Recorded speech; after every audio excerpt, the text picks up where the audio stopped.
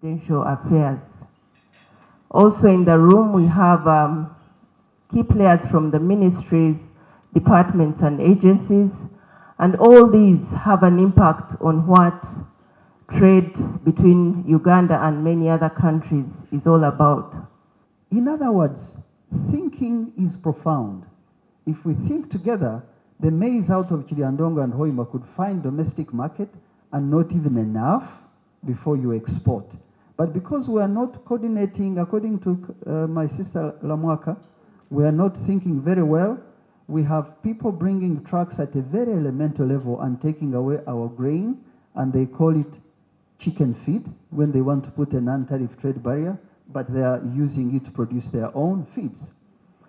Can we have a conversation about these things in a more organized way? What I say of maize, I can say of sugar, my brother. The reason sugar prices are low is that you use cane for sugar for tea. But there is bagasse, there is molasses, there is electricity, there is paper. There are 7 products out of sugar, but we are not forcing industries to commit to add more value beyond sugar for drinking. The ton of sugar would be much higher than 120,000. It fell from 170, it would now be 500,000. The small sugar grower would be a different person if there is that coordination.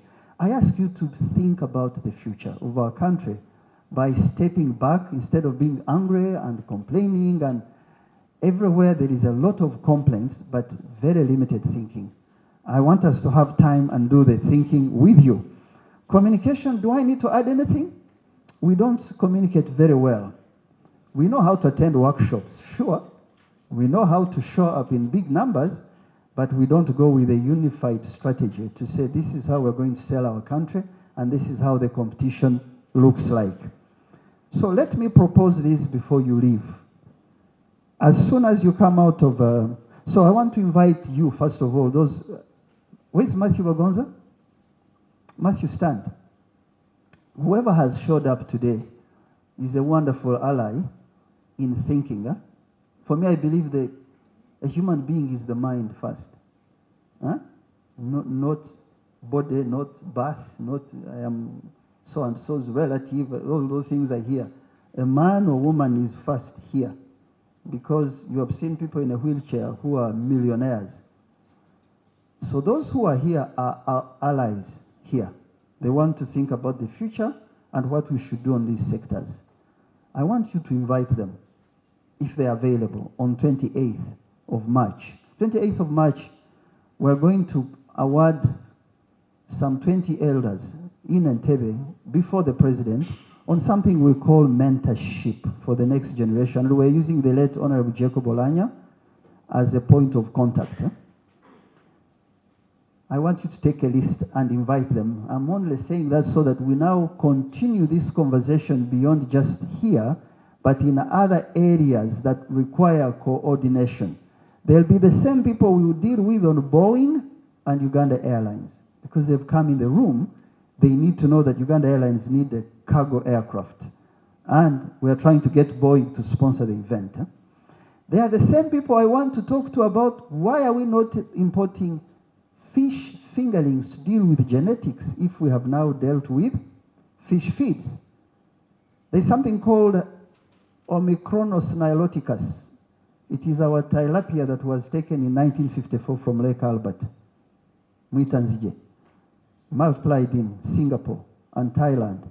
It is now one of the best fish in the world, but we can't bring it back because the scientists are saying that. You need a conversation at this elemental level to see how you fix things. So can I invite you on March 28th? And we keep this as the small team for thinking beyond simply this event. Is that acceptable, honorable members of parliament? Yes. Good.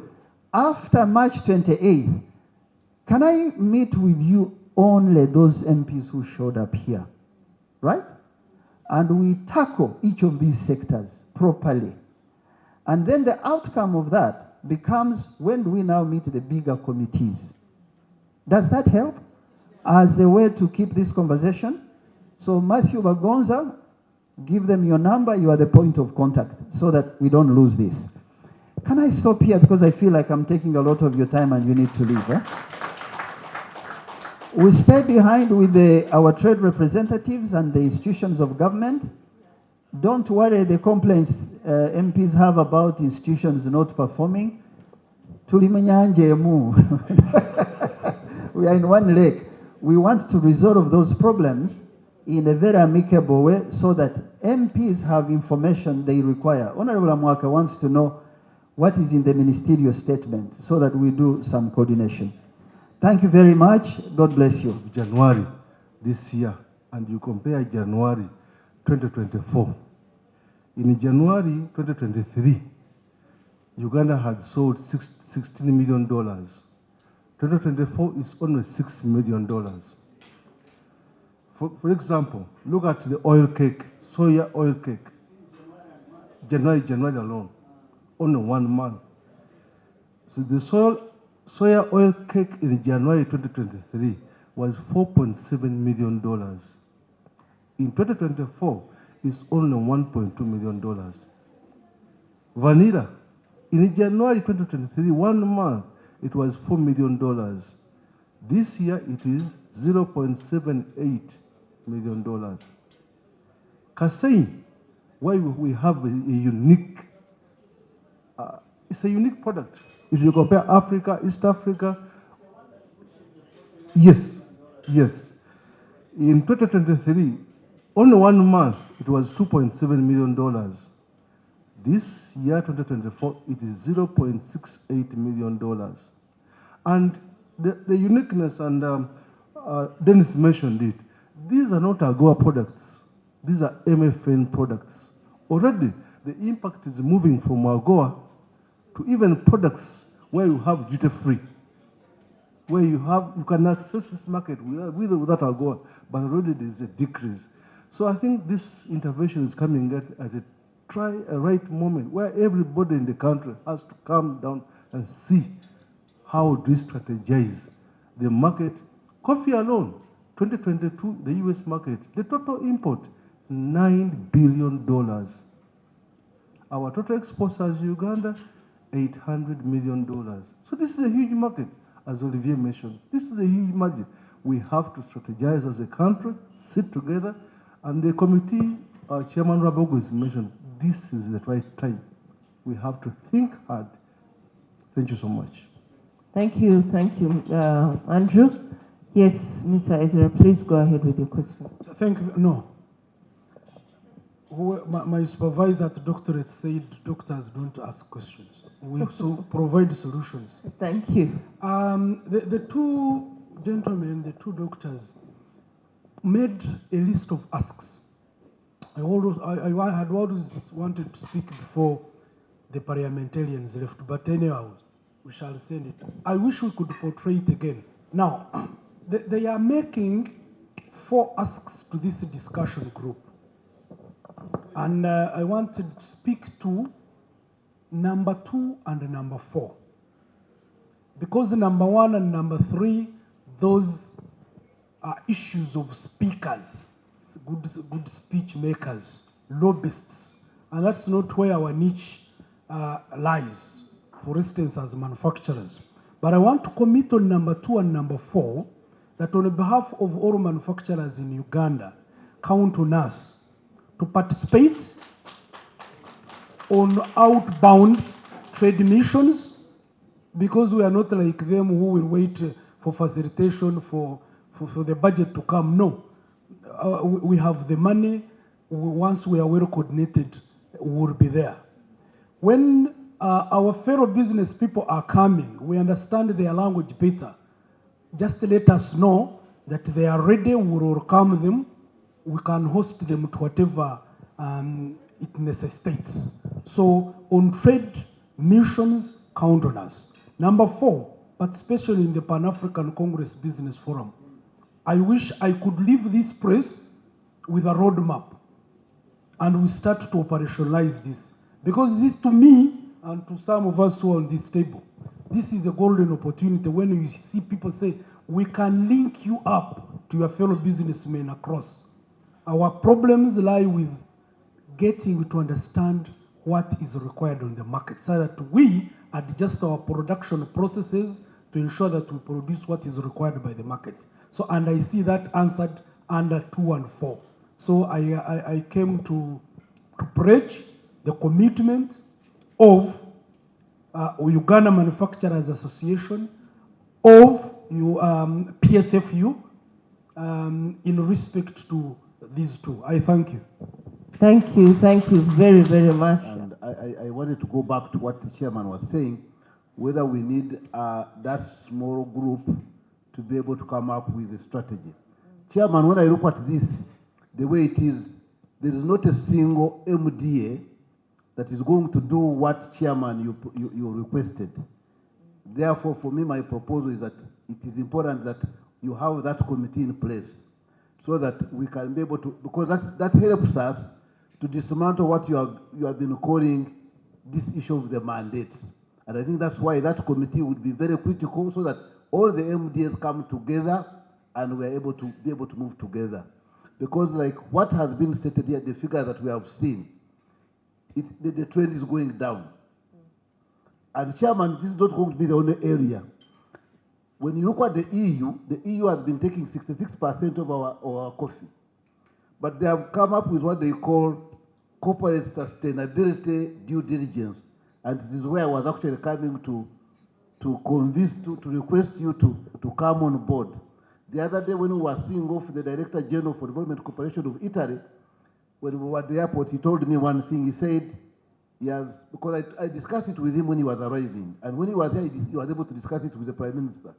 So he has said that, he has told the Right Honourable Prime Minister that when he goes back to Italy, they are going to see how they can work with us to fight this. Because this corporate sustainability due diligence is meaning that they are going to be able to look at these big companies that are taking our coffee, and they are going to demand from them that they must be able to furnish them with the adverse impacts on human rights, environment, and labor laws in our countries. And if that occurs, and they were picking 2 countries to start with, Uganda and Ethiopia, who are the major exporters. Now, this director was shocked. He said, we don't know how this thing even has come on board by the European Commission.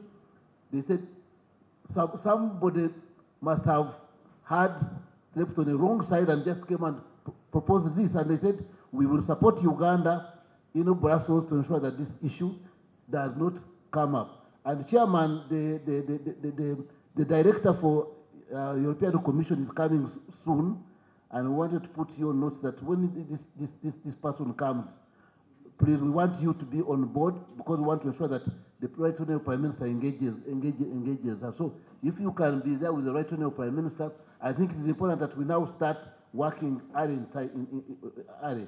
And so I think, me, Chairman, I like the way you have made that proposal. It is very critical for us. And then maybe, Mr. Chairman, I wanted to take this opportunity to respond to one issue that was being raised here, that we are not doing well because we lack commercial attaches. I just want to tell everyone here that every foreign service officer, we have actually been doing training and retraining to ensure that our officers are no longer the other old type. My directorate has been ensuring to ensure that now we must move as business. It is no longer business as usual. The officers outside there, they are doing their work. The only problem we have been having, Mr. Chairman, is lack of that word you said, coordination.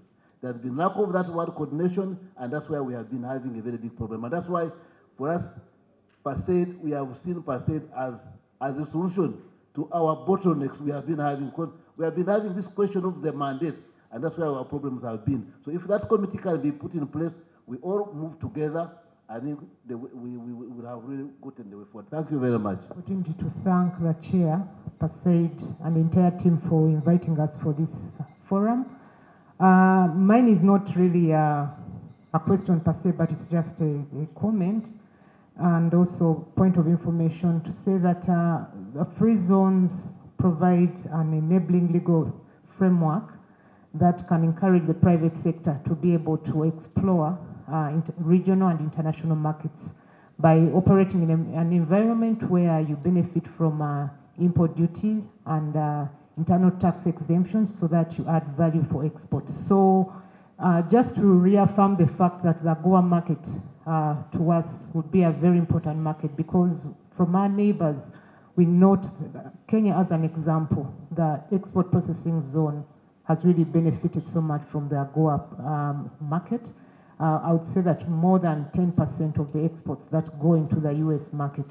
Actually, Kenya is one of the biggest beneficiaries of AGOA because they've utilized this vehicle, the vehicle of export processing zones, to export, to enhance their export, largely the textile and apparel sector. So any interventions that will lead to ensuring that we actually benefit from that AGOA market will be very important, and would like to pledge our support for that.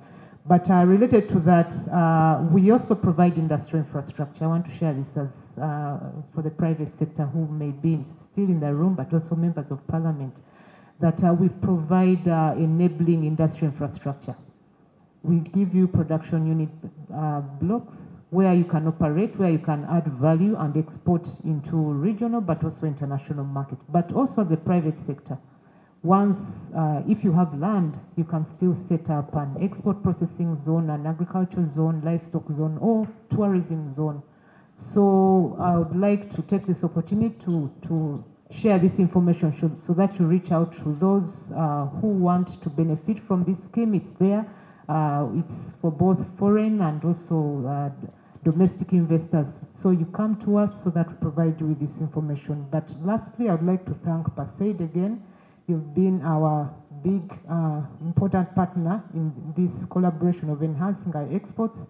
You've brought prospective manufacturers who we can partner with in order to enhance our exports, and want to pledge our commitment. If there is any committee that is instituted to enhance our exports, we'll be happy to partner with you in order to enhance the exports of the country. Thank you very much. Statistics and all the narratives that you have been hearing about AGOA, I think is well received. We all understand and appreciate the importance of AGOA for our economic and social economic development. But I think perhaps beyond AGOA, we need to ask ourselves, because this is a narrative which is ongoing. I think has been ongoing since 2008, about a more permanent solution to what we call preferential markets. You know, preferential markets is just a give market where the country can modify the terms and conditions as and when they want it. And I think that is not a good position or framework of understanding. So beyond AGOA, we need to think of something different. And I think the thinking right now should be on TIFA. That is a trade and investment framework agreement that we should have. But now the question is, we are in various regional economic agreements, and it puts a lot of condition upon us. As a country, Uganda, we are part of the East African community, which we have common external tariff. And if we are to go into any other trade-related negotiation that touches on taxes and all that, we can do it only as a community. And that is where the issue of the trade and investment framework agreement comes in.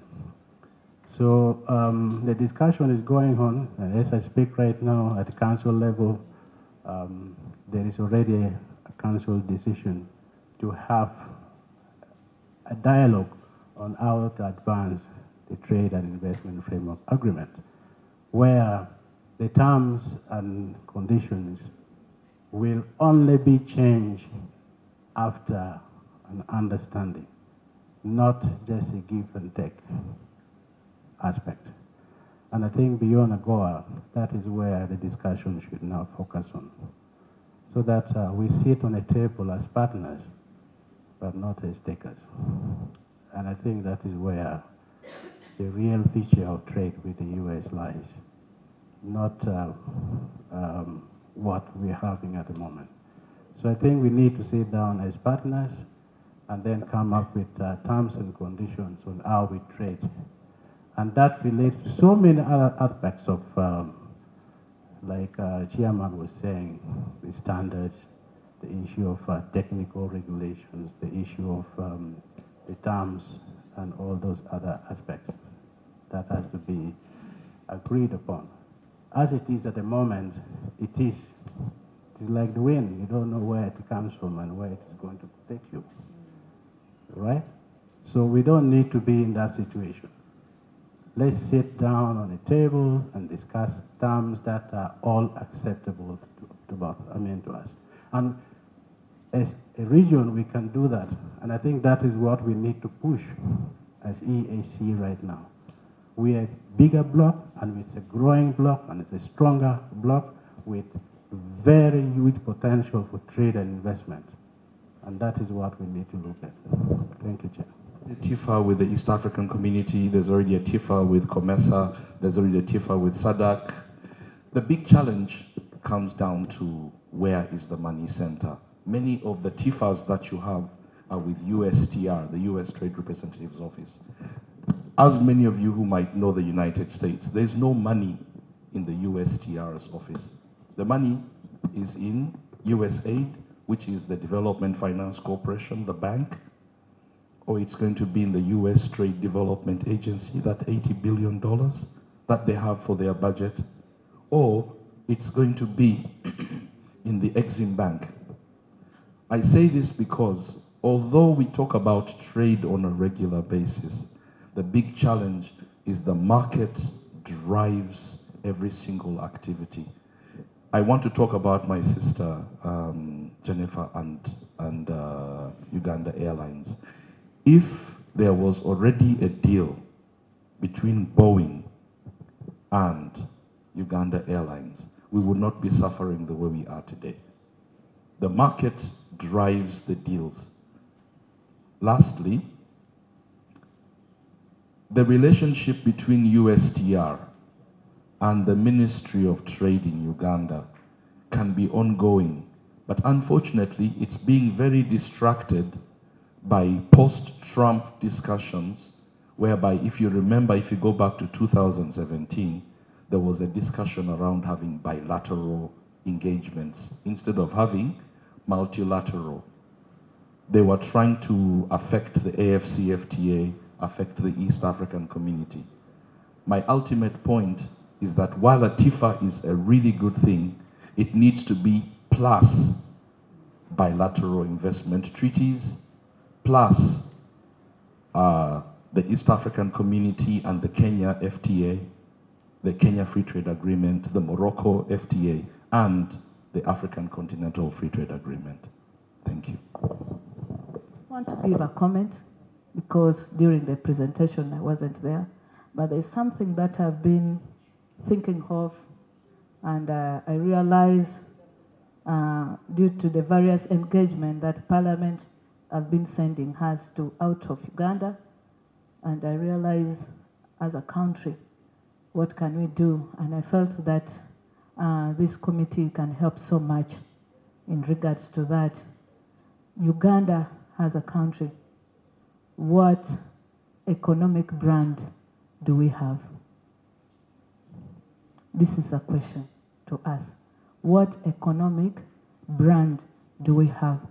And this economic brand that we have, do we have the integrity where it will help us in dealing with the competition internationally?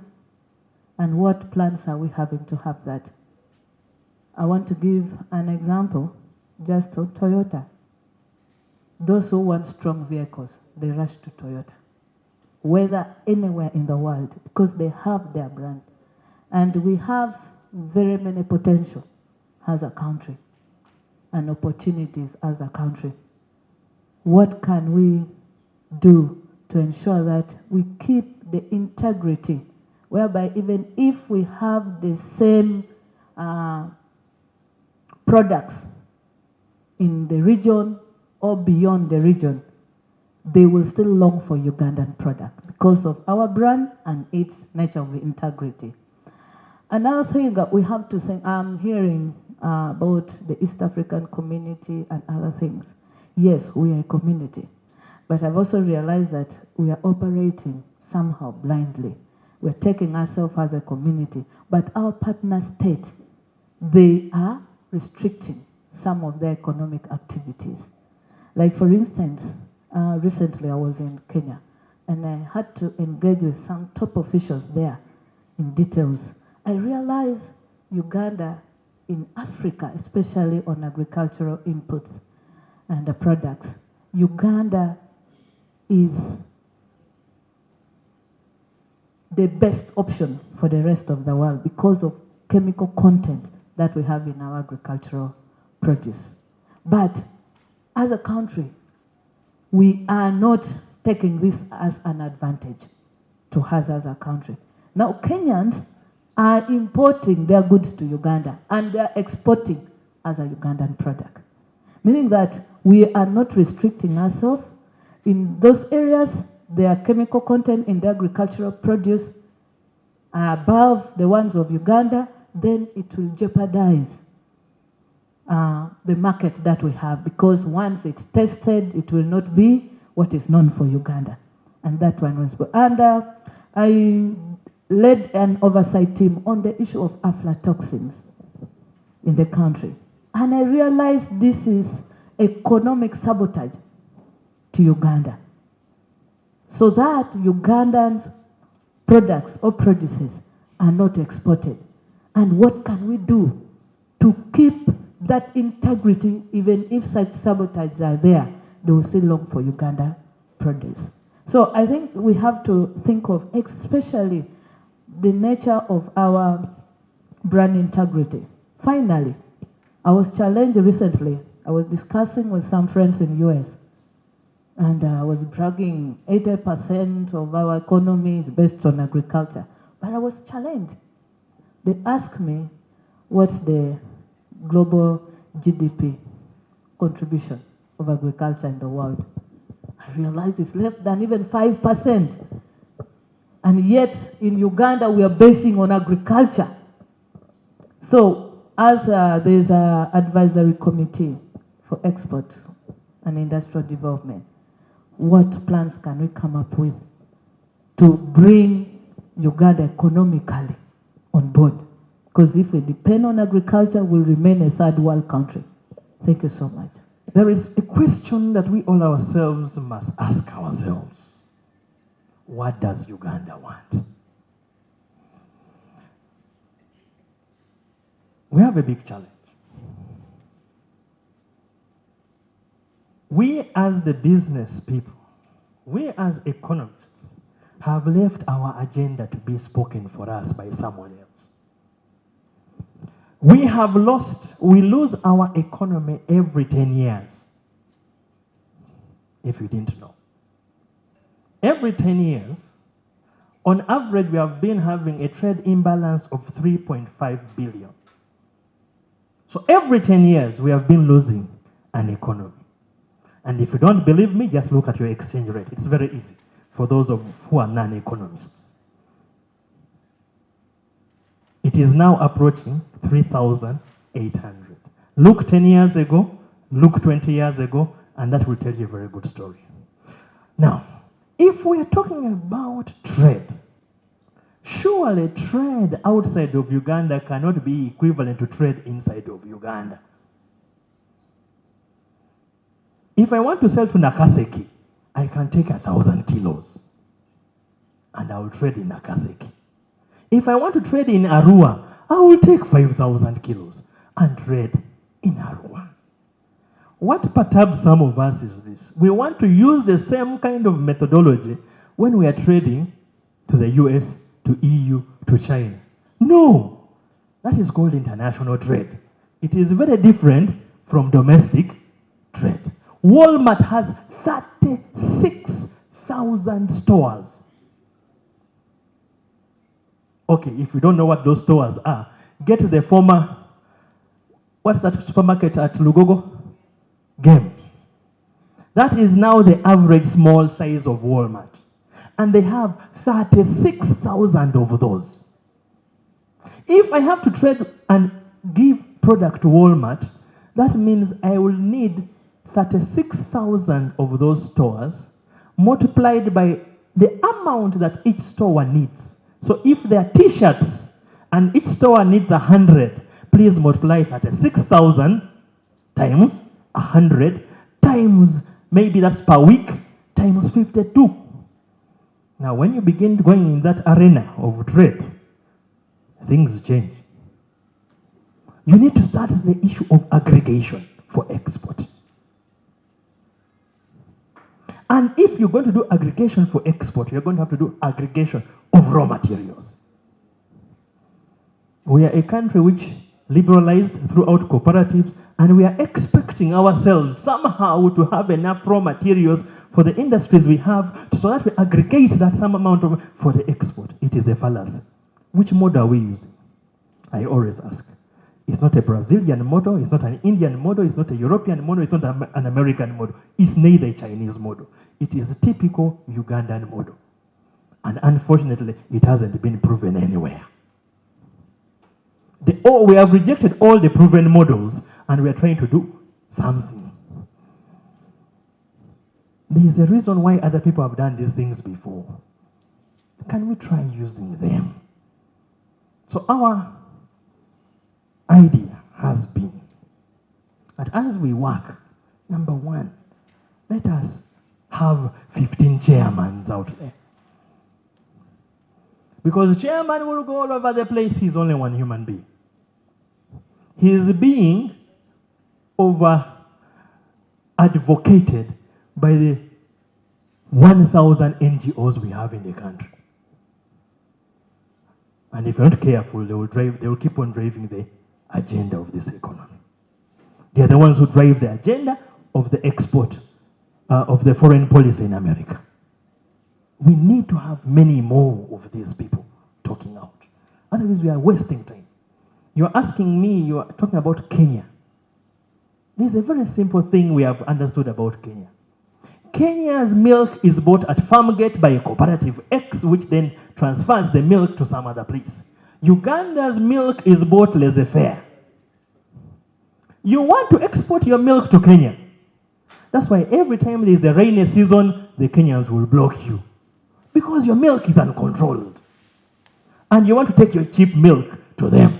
Are they stupid? Are they mad? They are not. They will block you. We need to organize ourselves a little bit better.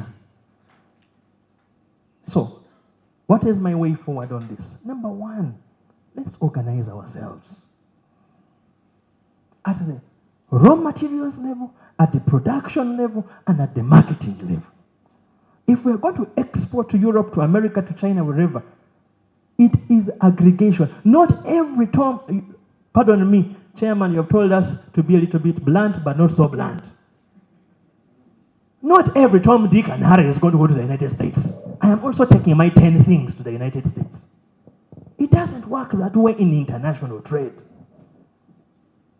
There have to be huge aggregators who can do this work for us. Not everyone, colleagues. Which model is that? I do not understand. Let's get those serious people. If we're talking about industrialization, get the gurus of industries to sit in the room. Not everyone to talk about everything. It is madness. Lastly, and it's about this thing that is disturbing us all. Sugar, tea. Everyone is on the table trying to sort his things out. We cannot sort the sugar issue out if we do not understand the economics around it. Farmers cannot sell individually and benefit and expect to benefit. They need to be organized into groups. Do collective bargaining. This model is not a liberalization model. It's not there even in the United States of America. Let us stop fooling ourselves. It's not in Europe. It's not in China. Which model is this one? Thank you very much. Thank you.